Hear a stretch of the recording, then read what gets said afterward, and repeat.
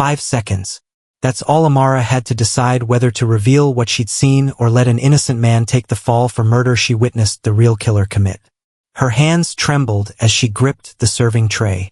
The Mafia king sat 10 feet away, passing judgment. And the words that could save a life or end hers were stuck in her throat. Hey family, before we dive into this story, I need you to do something important. Drop a comment below and tell me where you're watching from. Are you team speak up or team stay silent? Your engagement keeps these stories coming. And trust me, you'll want to hit that subscribe button because what happens next will completely blow your mind. Now, let's get into a story about a maid who became a queen. The room fell silent as Dante Moretti raised his hand. One gesture and a man would die. Amara's heart hammered against her ribs. She was just the maid, invisible in her black uniform, meant to serve drinks and disappear. Nobody looked at her. Nobody cared about her opinion. She was part of the furniture in this world of violence and power. But she had seen everything. 2 nights ago, while cleaning the East Wing study, she'd witnessed Dante's most trusted advisor, Marco, shoot an unarmed man in cold blood. Not in self-defense. Not in the heat of battle. Murder. And now, Marco stood beside Dante, whispering lies about how the man kneeling before them, bloodied and beaten, was responsible. The accused man, Roberto, was barely conscious. His wife had just given birth. Amara had seen the photos on his phone when she cleaned his office last week. Dante's voice cut through the tension like a blade. Any last words? This was it. Her moment. Her choice. Amara stepped forward. The serving tray slipped from her hands and crashed to the marble floor. Champagne glasses shattered. Everyone turned. He didn't do it. Her voice came out stronger than she felt. Roberto didn't kill anyone. The room erupted. Men reached for weapons. Marco's face went pale, then red with rage. Dante's eyes, dark and dangerous, locked onto hers. For the first time in 6 months of working in this mansion, the Mafia king actually saw her. Explain. One word. A command that brooked no argument. Amara's legs shook, but she forced herself to speak. 2 nights ago, I was cleaning the East Wing study. I saw Marco shoot the man you're looking for. He made it look like Roberto's gun, but I saw everything. She's lying, Marco shouted, stepping toward her. She's just a maid. Why would you believe her over me? Dante raised his hand again. Marco froze. Come here. Dante's voice was dangerously calm. Amara walked forward on unsteady legs. She could feel every eye in the room tracking her movement. When she stood before him, she realized how tall he was, how powerful. He could kill her with one word. Look at me, he commanded. She lifted her eyes. His were the color of midnight, cold and calculating, but something flickered there. Interest. Calculation. You understand what you're accusing my advisor of? Dante asked quietly. Yes. You understand what happens to people who lie to me? Yes. And you're still making this claim? Amara swallowed hard. I saw what I saw. That man has a newborn daughter. Whatever Roberto did or didn't do in the past, he didn't commit this murder. And I couldn't watch an innocent man die for someone else's crime. Silence stretched between them. Then Dante turned to his men. Take Marco into custody. I want the East Wing study cameras pulled. Every angle, every recording. Sir, there are no cameras in that study, one of his men said carefully. I know, Dante replied, his gaze never leaving Amara's face. But Marco doesn't. Within 10 seconds, Marco broke. He confessed everything, screaming denials that turned into admissions, trying to justify why he'd killed a rival family's messenger and attempted to frame Roberto. Dante listened to it all with the stillness of a predator. When Marco finished, Dante made another small gesture. 2 men dragged Marco from the room. Roberto was cut free, stumbling, confused, alive. And Amara stood there, realizing she just altered the power structure of the city's most dangerous crime family. Everyone out, Dante said. Except her. The room emptied in seconds. Only Amara remained, standing in front of a man who could end her existence without blinking. He studied her for a long moment. What's your name? Amara. Amara Williams. How long have you worked here, Amara? 6 months. And in 6 months, no one's noticed you? She managed a small, bitter smile. I'm good at being invisible. Not anymore. He stood, towering over her. You just made yourself very visible. Very vulnerable. Fear spiked through her. I did the right thing. The right thing gets people killed in my world. He circled her slowly, like he was assessing merchandise. Marco has family, allies. They'll want revenge for his arrest. Then I'll deal with it. He stopped in front of her. How? You're a maid. No protection, no power, no weapons. I've survived worse. Something dark flashed in his eyes. Have you? Amara lifted her chin. I didn't come from money or privilege, Mr. Moretti. I know how to survive. Dante, he corrected. And survival and safety are two different things. He paused. Tell me why you really spoke up. The truth. She hesitated, then decided honesty was her only weapon. Because I'm tired of powerful men hurting people and getting away with it. Because I've been the person nobody saved. And I promised myself I'd never be that person who stays silent. His expression shifted, something almost like respect crossing his features. You have a history with powerful men. It wasn't a question. Amara looked away. Doesn't everyone? Who hurt you? That's not relevant. It is to me. His voice dropped lower. If you're under my roof, everything about you is relevant. She met his eyes again, angry now. Fine. My ex-boyfriend, congressman's son, thought he owned me. When I tried to leave, he made sure I couldn't get a job anywhere. This was the only place that would hire me, probably because your people don't run background checks with his father's office. Dante's jaw tightened. Name. Why? Because I'm deciding whether he lives or dies. Amara's breath caught. I don't want you to kill him. I just want to be left alone. Too late for that. Dante stepped closer. You saved one of my men. You exposed a traitor in my ranks. Whether you wanted it or not, you're part of this world now. I'm just a maid. No. His voice was firm, absolute. You're the woman who showed more courage than men I've known for years. You're the woman who risks her life for truth. And as of this moment, you're under my protection. I didn't ask for that. You don't get to choose. He pulled out his phone, made a call. Move Amara Williams to the North Wing. Personal quarters. Full security detail. Wait, Amara protested. I can't, I need this job. I need the money. He ended the call. You'll still be paid. Triple your current salary. But you're no longer cleaning toilets and serving drinks. Then what am I? Dante's eyes held hers. That's what we're going to figure out. That night, Amara found herself in a bedroom larger than her entire apartment. Silk sheets, expensive furniture, a view of the garden lit by moonlight. Felt like a cage wrapped in luxury. A knock at the door made her jump. Come in. A woman entered, older, kind-faced. Miss Williams, I'm Clara. I'll be helping you get settled. Mr. Moretti asked me to bring you these. She held out a stack of clothing. Designer labels. Amara recognized brands she'd only seen in magazines. I can't accept these. Mr. Moretti insists. Clara set them on the bed. He also insists you join him for breakfast tomorrow. 7 sharp. After Clara left, Amara sank onto the bed, head in her hands. What had she done? She'd gone from invisible to the center of attention in the most dangerous household in the city. Her phone buzzed.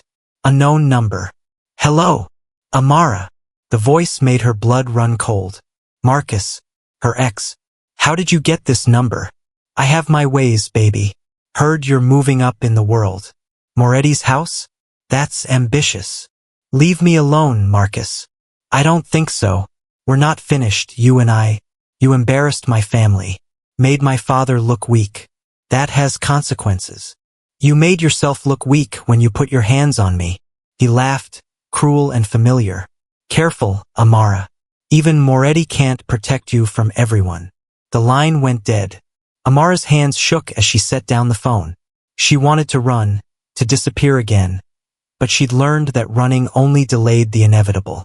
She didn't sleep that night. At 7 a.m. sharp, she made her way downstairs. Dante sat at a table on the terrace, reading something on his tablet, coffee steaming beside him. He looked up when she approached. His eyes tracked over her, taking in the simple dress she'd chosen from the collection Clara had brought. "Sit," she sat.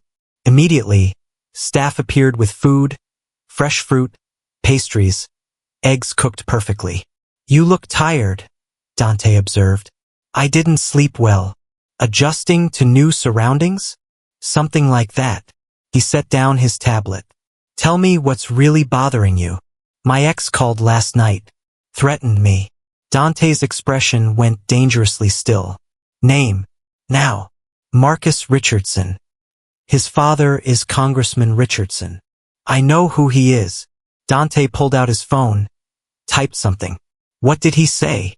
"That even you can't protect me from everyone." "He's wrong." Dante's voice was ice. "What else?" Amara hesitated. "He said I embarrassed his family, that there would be consequences."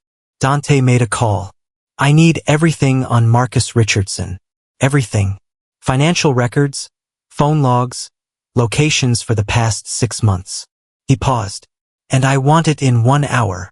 He hung up and looked at Amara. "He won't touch you again.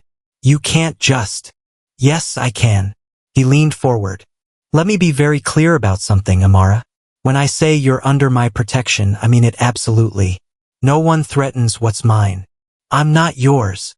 You became mine the moment you stepped forward to save Roberto." His gaze intensified. "You just don't know it yet." Her heart hammered. "This isn't protection. This is possession. In my world, they're the same thing." He stood. "I have business to handle. Stay in the house today. Security will be outside your door." "I'm a prisoner? You're protected." He paused at the door. "There's a difference, even if you can't see it yet." He left her alone with her thoughts and a breakfast she couldn't eat. The next 3 days were strange.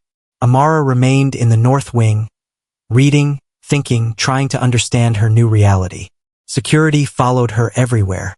Clara brought meals, and Dante appeared every evening for dinner, asking questions, learning about her. She learned about him too. How he'd inherited the family business at 22 when his father was killed. How he'd consolidated power through intelligence and ruthlessness. How he valued loyalty above all else. She also learned he was surprisingly educated. They discussed books, politics, art. He was nothing like Marcus, who'd seen her as decoration. Dante seemed genuinely interested in her thoughts. It was dangerous. She could feel herself softening toward him. On the 4th night, everything changed. Amara woke to the sound of gunfire. She bolted upright, heart racing. More shots, closer now. Shouting. Glass breaking. Her door burst open. Dante stood there, gun in hand, fury on his face. "Get up. Now." She scrambled out of bed.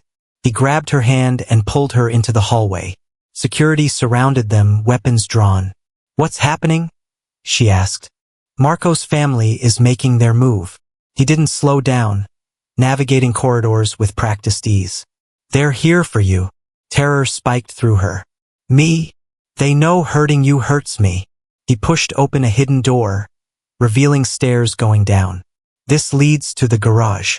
You're getting out of here." "What about you?" "I'm ending this." He looked at her, something fierce in his eyes. "But you stay alive. That's non-negotiable." They reached the garage. Car waited, engine running. Dante opened the door, but before she could get in, an explosion rocked the mansion. The ceiling cracked, debris falling. Dante shoved her into the car and covered her body with his. Concrete rained down around them. When it stopped, he pulled back, checking her for injuries. "Are you hurt?" "No." "Are you?" Blood ran down his temple. He wiped it away. "I'm fine." "You're bleeding." "I said I'm fine." He turned to his driver. "Get her to the safe house. Don't stop for anything." "Sir, you should come with us." The driver protested. "I need to handle this." Dante looked at Amara. I'll find you when it's done. Dante, don't. He kissed her. Hard, desperate, claiming. When he pulled away, his eyes were dark with promise. Stay alive, Amara. That's an order. Then he was gone, running back toward the sounds of gunfire. The driver took off fast. Amara watched the mansion disappear behind them, flames now visible from the upper floors. She'd known Dante less than a week, and somehow, she was terrified he wouldn't survive the night. The safe house was a penthouse apartment in the city, luxurious and secure. Guards stationed at every entrance. Windows bulletproof. Amara paced the living room, unable to sit, unable to breathe properly. It had been 3 hours since they'd fled the mansion. No word from Dante. No updates. Clara appeared with tea. Miss Williams, you should rest. I can't. Not until I know he's alive. Mr. Moretti has survived worse. That doesn't help. Clara set down the tea. He cares for you. I've worked for the Moretti family for 20 years. I've never seen him protect someone the way he protects you. He barely knows me. Sometimes knowing takes a moment. Everything else is just details. Clara moved toward the door. He'll come back. Men like Dante Moretti don't leave unfinished business.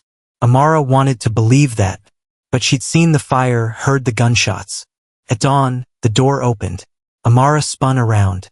Dante stood there, covered in ash and blood, suit torn, but alive. Gloriously, impossibly alive. She ran to him without thinking. He caught her, arms wrapping tight. You're okay, she breathed against his chest. You're okay. I told you I'd find you. She pulled back to look at him. You're hurt. Superficial. His hand cupped her face. Marco's family won't be a problem anymore. What did you do? What I had to. His thumb brushed her cheek. You were crying. I thought you were dead. Something in his expression cracked. And that mattered to you? Yes. The admission felt dangerous. I don't know why, but yes. He kissed her again. Slower this time, deeper. When they broke apart, they were both breathing hard. I need to tell you something, Dante said. And you're not going to like it. Her stomach dropped. What? Marcus made a move tonight too. He worked with Marco's family. Gave them intel on the mansion layout. Rage and betrayal flooded through her. Of course he did. I have him in custody. Amara went still. Where? Downstairs. I wanted to ask you something first. Dante's eyes held hers. What do you want me to do with him? What do you mean? He tried to have you killed. In my world, that has one answer. But you're not from my world. His hand tightened on her waist. So I'm asking, what do you want? Amara's mind spun. 6 months ago, she would have begged for Marcus to disappear. But now, facing the reality of it, she wasn't sure. I want to talk to him, she said finally. Dante's jaw tightened. Amara, I need to face him, not as a victim, as someone who survived him. He studied her face, then nodded. All right, but I'm coming with you. They took the elevator down to the basement level. Marcus sat in a chair, hands zip-tied, face bruised. When he saw Amara, he smiled that familiar, condescending smile. There she is. My girl. I'm not your girl, Amara said coldly. I never was. You think Moretti's better than me? Marcus laughed. He's a killer, Amara. Criminal. At least I'm legitimate. You put your hands on me. You controlled me. You tried to have me killed. She stepped closer. There's nothing legitimate about you. Marcus's smile faded. You're making a mistake. My father will. Your father, Dante interrupted, voice like ice, has been informed that you worked with the Marco family to attack my home. He's currently deciding whether to disown you or let me handle you myself. You're bluffing. Dante pulled out his phone, played a recording. Congressman Richardson's voice filled the room. I don't have a son named Marcus anymore. Whatever you do with him, it's no concern of mine. Marcus's face went white. Amara felt nothing. No satisfaction, no pity. Just emptiness where fear used to live. I spent 6 months terrified of you, she said quietly. 6 months looking over my shoulder, jumping at shadows. You took so much from me. She paused. But I'm taking it back. You don't get to hurt me anymore. You don't get to exist in my mind or my life. Amara, please. I'm done. She turned to Dante. I don't want him dead. I just want him gone. Dante nodded. He'll be on a plane to a very remote location within the hour. No phone, no money, no connections. If he ever comes back to this country, the deal is off. You can't do this, Marcus shouted. I just did. Dante took Amara's hand. We're done here. They left Marcus screaming threats that meant nothing. In the elevator, Amara's hands started shaking. The adrenaline crash hit hard. Dante pulled her against him. Breathe, he murmured. I faced him. I actually faced him. You did more than that. You destroyed him. She looked up. How? You showed him you didn't need him to suffer. You just needed him gone. Dante's hand cupped her face. That's more devastating than any violence I could inflict. Back in the penthouse, dawn light filtered through the windows. Amara felt exhausted, wrung out, but lighter somehow. What happens now? She asked. Dante poured. Amara learned the empire he ran. Not just violence and crime, but legitimate businesses, charities, investments. She saw how he commanded loyalty through respect rather than fear. How he protected his people. She also learned his vulnerabilities. The nightmares he had about his father's death. The pressure of leadership he'd never asked for. The loneliness that came with power. They spent evenings talking until dawn. Days learning each other's rhythms. Nights exploring the chemistry that had been there from the first moment. Amara felt herself falling, truly falling, for the first time in her life. But she should have known peace never lasted. Started with a phone call. Dante's expression went dark as he listened, jaw tightening. When?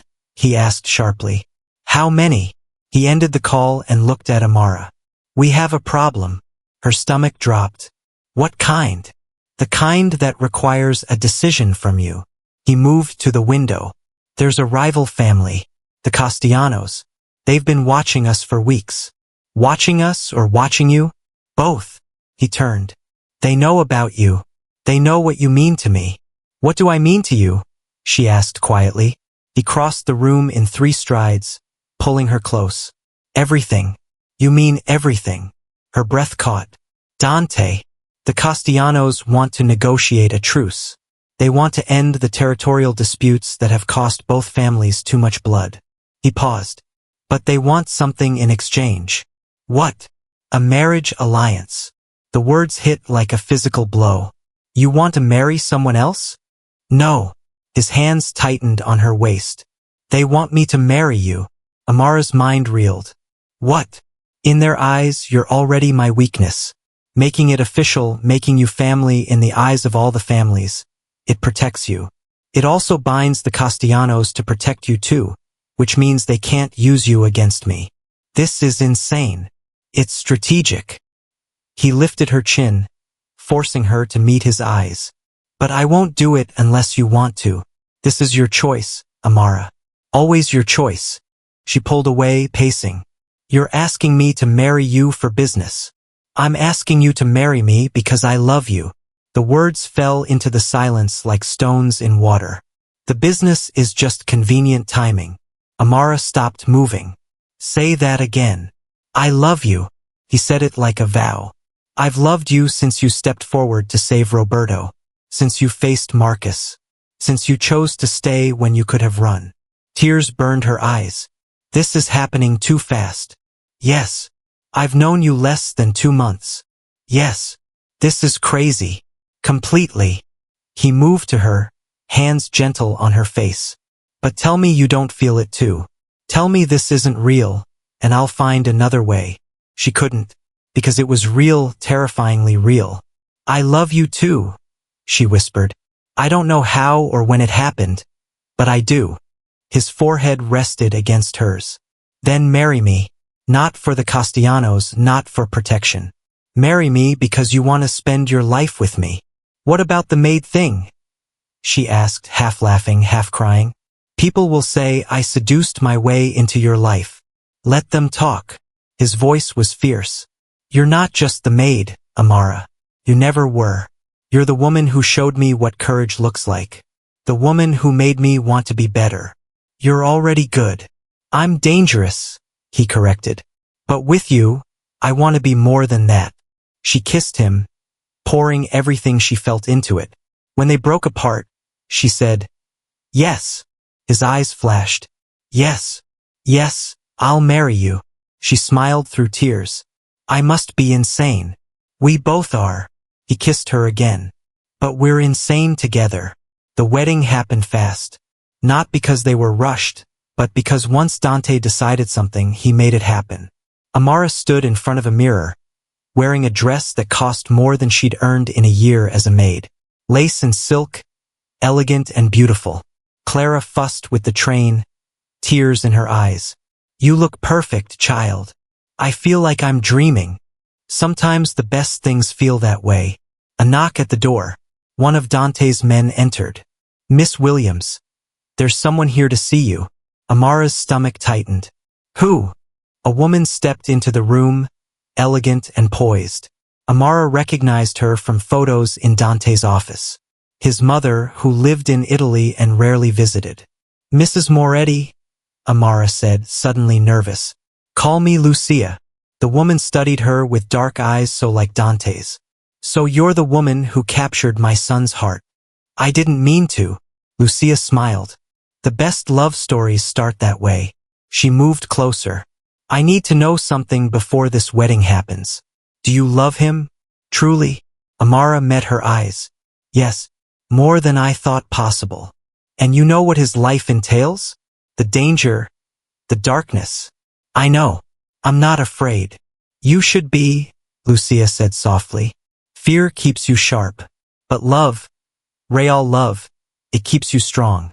She reached out, taking Amara's hands. "My son lost so much when his father died. I've watched him build walls for years. You tore them down in weeks. I just saw him, really saw him. That's all it takes sometimes." Lucia squeezed her hands. "Welcome to the family, Amara. Truly." The ceremony was small, intimate. Just close family and trusted allies. No press, no spectacle. That wasn't what either of them wanted. When Amara walked down the aisle, Dante's expression made her forget to breathe.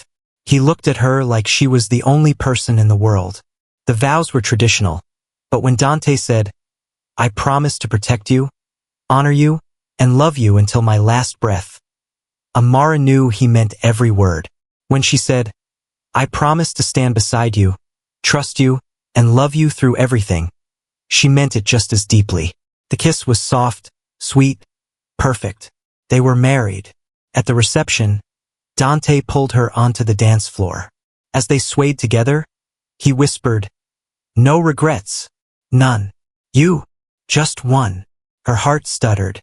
"What?" "That I didn't find you sooner." He smiled. "But I'll take every day I get from here on out." The happiness lasted exactly 3 hours. Dante was called away to take a phone call.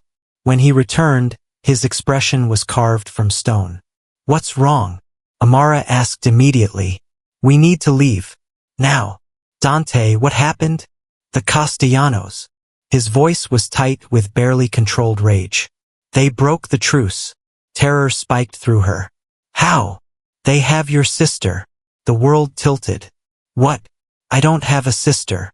"Half-sister. Same father." He showed her his phone.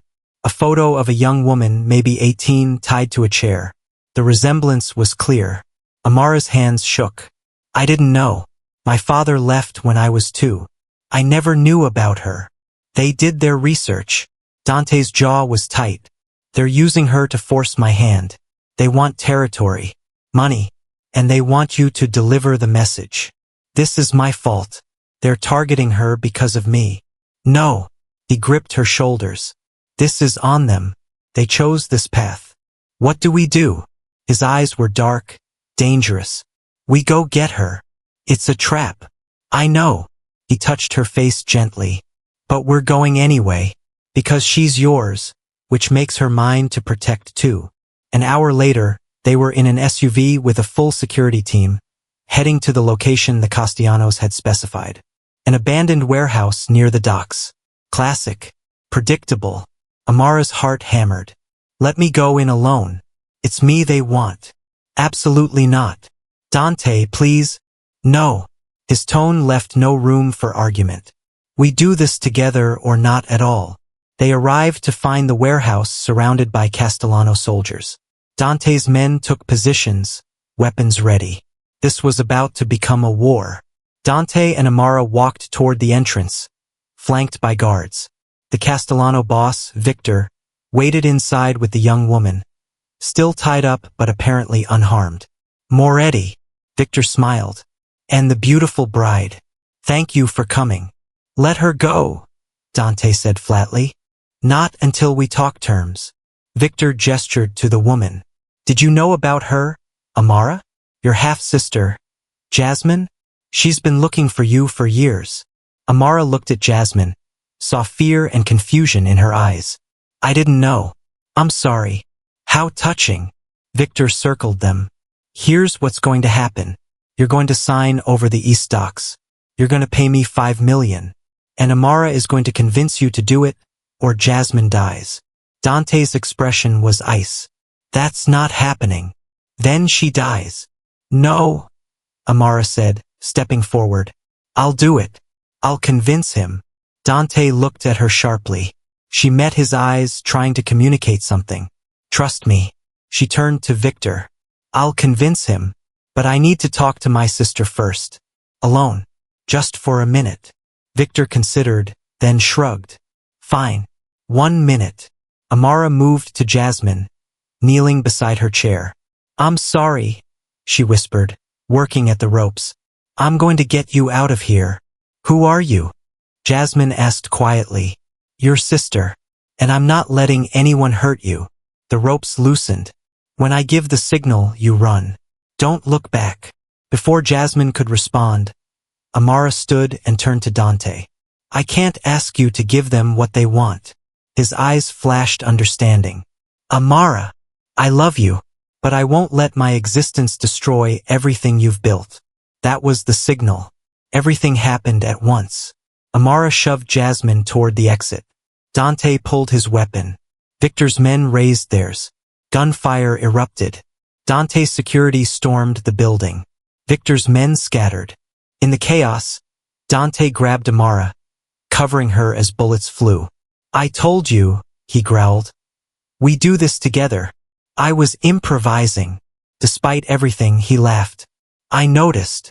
When the smoke cleared, Victor was in custody, his men either captured or fled. Jasmine stood with Clara, who had apparently been outside with backup. The war was over before it truly started. Later, back at the penthouse, Amara sat with Jasmine, both of them trying to process everything. So you married a Mafia king, Jasmine said. It's a long story. I'd like to hear it.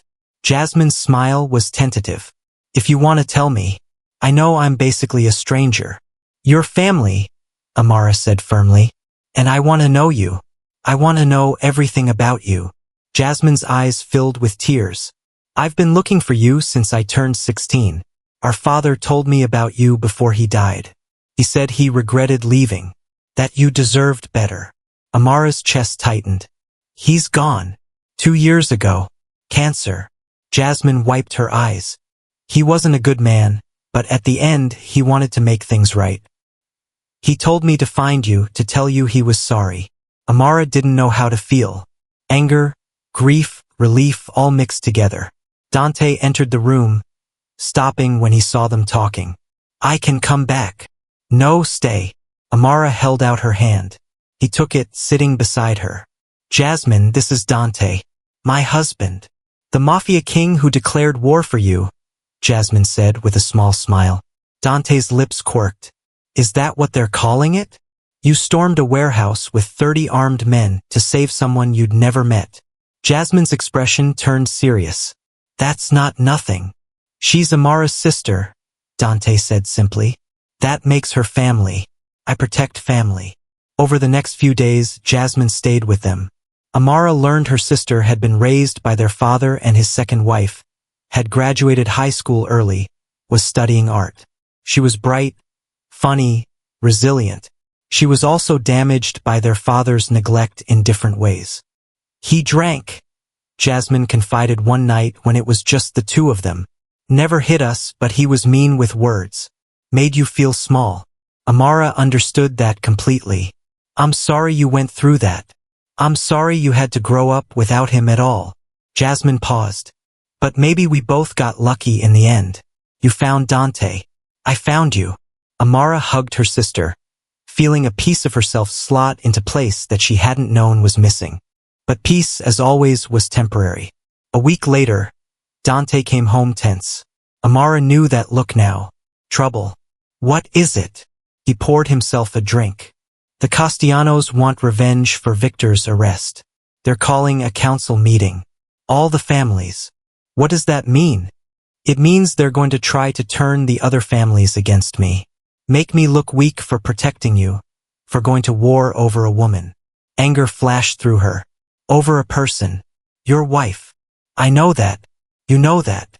He drank. But in their world, sentiment is weakness. Then change their world. He looked at her. How? Let me come to the meeting. Absolutely not. Dante, they're using me as ammunition against you. Let me show them I'm not a liability.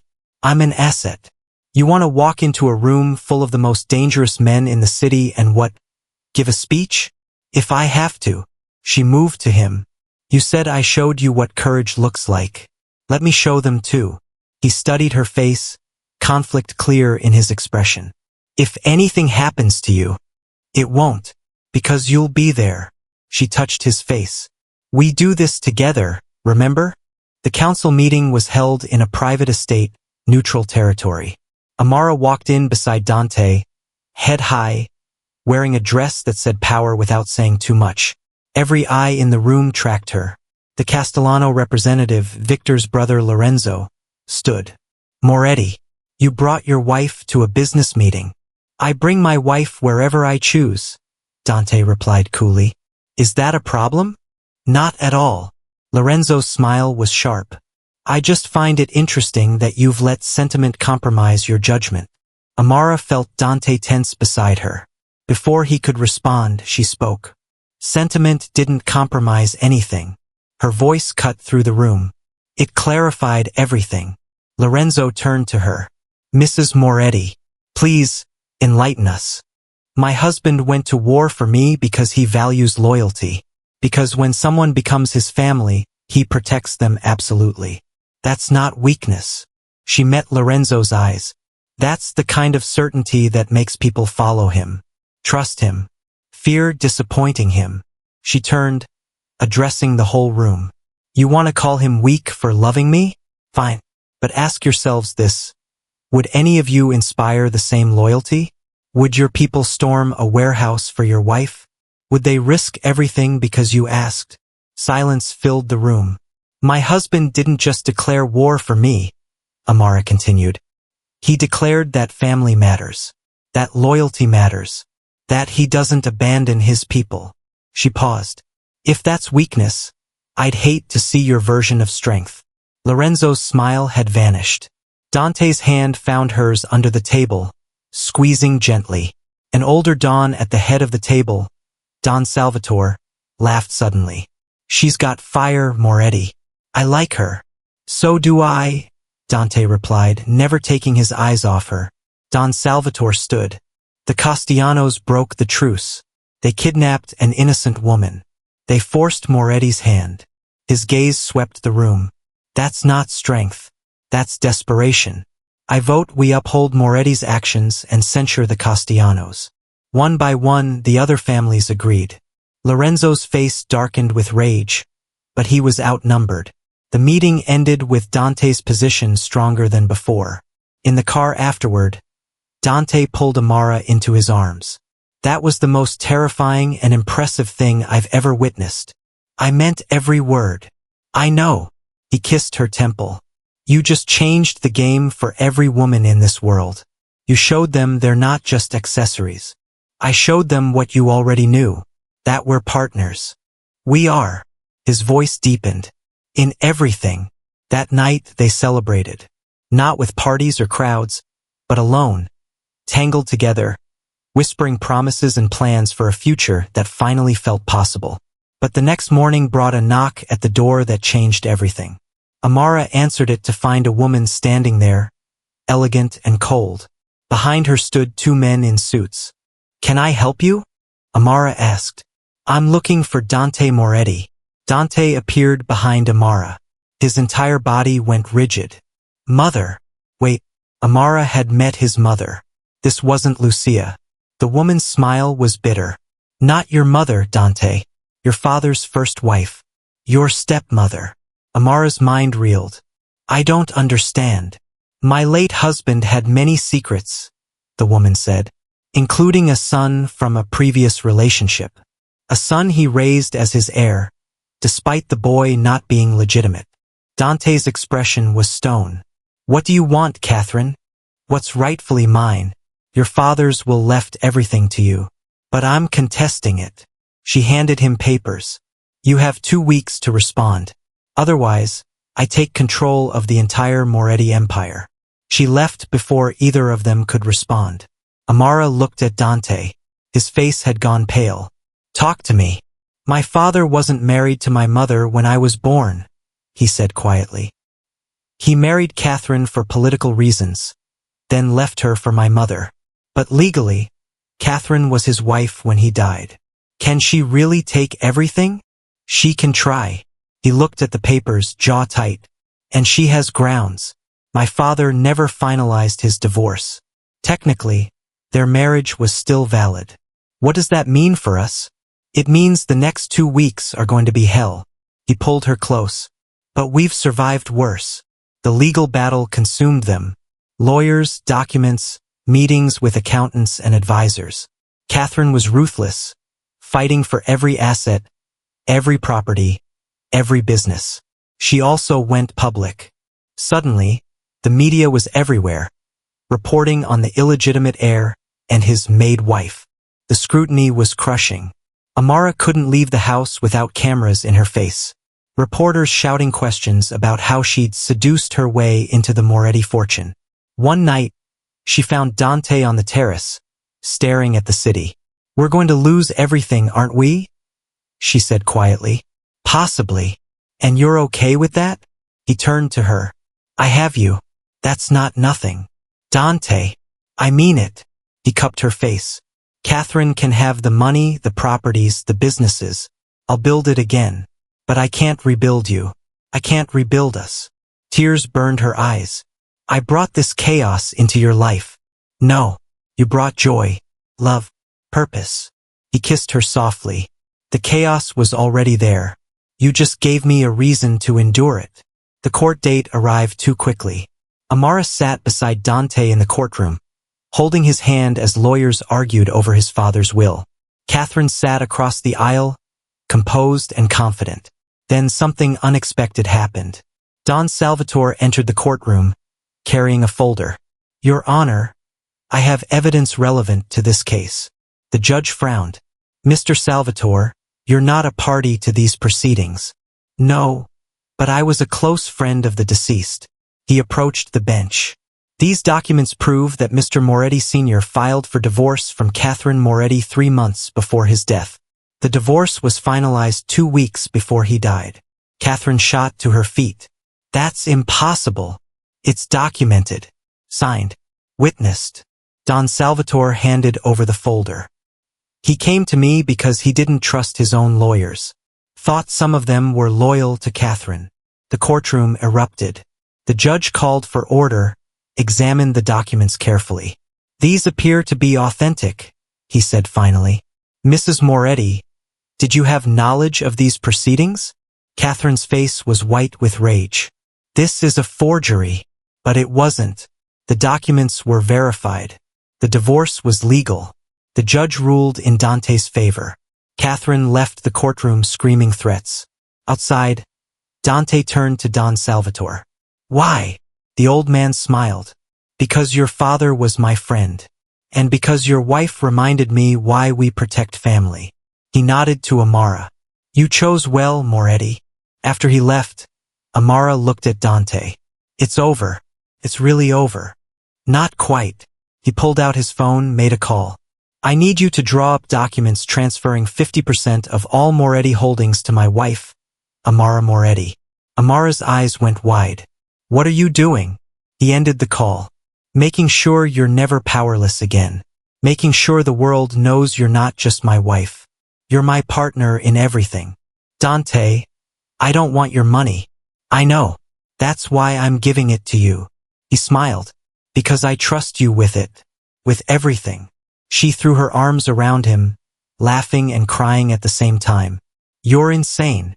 We've established that. He held her tight. But I'm yours. 6 months later, Amara stood in front of a different kind of building. Not a mansion or a courtroom, but a community center in the neighborhood where she'd grown up. The sign above the door read, Amara's Place, Safe Haven for Women. Jasmine stood beside her, smiling. It's perfect. You think. I know. Jasmine squeezed her hand. You're giving people what you needed. Safety. Hope. A second chance. Dante approached with Clara. The donations are pouring in. Every family in the city contributed. You've started something, Amara. She looked at the building, thinking about the woman she'd been 6 months ago. Invisible. Afraid. Running. Now she was funding shelters. Protecting women. Using the Moretti name and resources for something good. I want to do more, she said. Then we will. Dante's hand found hers. Whatever you need. That night they hosted a small dinner. Just family. Jasmine, Clara, Lucia who'd flown in from Italy, Don Salvatore and a few trusted friends. As Amara looked around the table, listening to laughter and conversation, she realized something. She'd found her people, her purpose, her place. Dante leaned over, whispering, What are you thinking? That I'd do it all again. Every scary moment, every impossible choice. Yeah. She kissed him softly, because it led me here, to you, to this. He smiled against her lips. I love you, Amara Moretti. I love you too. She pulled back, meeting his eyes. My Mafia king. Your husband, he corrected. Same thing. Not even close. His hand cupped her face. One is a title. The other is a choice I make every day. Later, as they lay in bed, Amara's phone buzzed. A message from an unknown number. Thank you for saving my life. For showing me it's possible to survive the monsters. You gave me hope. A friend. Amara showed Dante the message. It's from someone at the shelter. You're changing lives. We're changing lives, she corrected. He pulled her closer. I like the sound of that. She settled against his chest, listening to his heartbeat. Strong, steady, certain. 6 months ago, she'd been invisible. A maid no one saw. Now she was seen, known, loved, and she'd helped others be seen too. Dante? No regrets. His arms tightened around her. Not one. Not even the part where your maid crashed your entire life? He laughed softly. Especially not that part. He tilted her face up. You didn't crash my life, Amara. You saved it. She kissed him, pouring everything she felt into it. When they broke apart, both breathless, she whispered, So did you, because that was the truth. They'd saved each other. A maid and a mafia king. The most unlikely love story. And the truest one either of them had ever known. 3 years later, Amara stood on the balcony of their new home, watching the sunset paint the sky in shades of orange and pink. The city sprawled below, alive and chaotic and beautiful. Behind her, she heard small footsteps. Mama! She turned as their daughter, Sophia, ran toward her on chubby toddler legs. Dante followed, laughing as he scooped her up. Someone wanted to say good night, he said. Amara kissed Sophia's forehead. Good night, my love. Story? Sophia asked hopefully. Always. Amara took her from Dante's arms. What story tonight? How you and Papa met. Dante and Amara exchanged glances, both smiling. That's a long story, Amara said. Tell it anyway, Sophia insisted. So Amara carried her inside, Dante following. They settled on the couch together, Sophia between them, and Amara began. Once upon a time, there was a woman who was invisible. She caught Dante's eye over their daughter's head. He reached across, taking her hand. Not invisible anymore. Never again. They told Sophia the story, edited for a 3-year-old's ears, about bravery and choice and love that changed everything. When Sophia finally fell asleep, Dante carried her to bed. Amara followed, watching as he tucked their daughter in, kissing her forehead gently. "She has your courage," he whispered. "She has your heart," Amara replied. They stood there, watching Sophia sleep, and Amara thought about the impossible journey that had brought them here. From maid to wife to mother to advocate. From invisible to unforgettable. Later, alone in their bedroom, Dante pulled Amara close. "Do you ever miss it?" he asked. "The simplicity of before." "Never." She looked up at him. "Simple isn't always better. This us. It's complicated and messy and sometimes terrifying. And it's perfect." She smiled. "You're perfect for me." He kissed her, soft and deep and full of promise. "I have something for you, Dante. You just bought me a building for the new shelter. This is different." He pulled out a small box. Amara opened it to find a pendant. A small key on a delicate chain. "What's this?" "The key to the first lock you ever picked," he said quietly. "The storage room where you found the financial records that helped us take down the corrupt councilman last year." She'd started investigating corruption, using her position and resources to expose powerful men who hurt the vulnerable. The councilman had been her first major victory. "You kept it. I keep everything that reminds me of your strength." He fastened it around her neck. "You came into my life picking locks and breaking rules. I never want you to stop." Tears burned her eyes. "I love you." They rejoined their family. Sophia, now 8, was telling Marco about her day at school. Jasmine was showing off her engagement ring to anyone who'd look. Clara appeared with champagne. "To family," she said. They all raised their glasses. "To family." As Amara sipped her champagne, she thought about the title of her life if it were a story. She's not just the maid. She's mine. The Mafia king who declared war for her. She smiled. It wasn't quite accurate. She wasn't just his. He was hers too. They were each other's. And that made all the difference. So let me ask you, beautiful people watching this story unfold, if you were in Amara's position that first day, would you have stayed silent and kept your job? Or would you have spoken up and risked everything for the truth? Drop your answer in the comments below.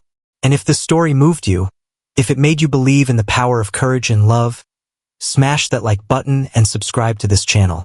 Because we've got more powerful stories coming your way. Stories about ordinary people who become extraordinary through the choices they make. Remember, you are never just anything. Not just a maid, not just an assistant, not just invisible. You are powerful beyond measure when you choose to be seen, when you choose to speak, when you choose love over fear. Thank you for watching, and I'll see you in the next story. Until then, stay brave, stay beautiful, and remember that your voice matters. Welcome to a community where we celebrate courage in all its forms. Welcome home.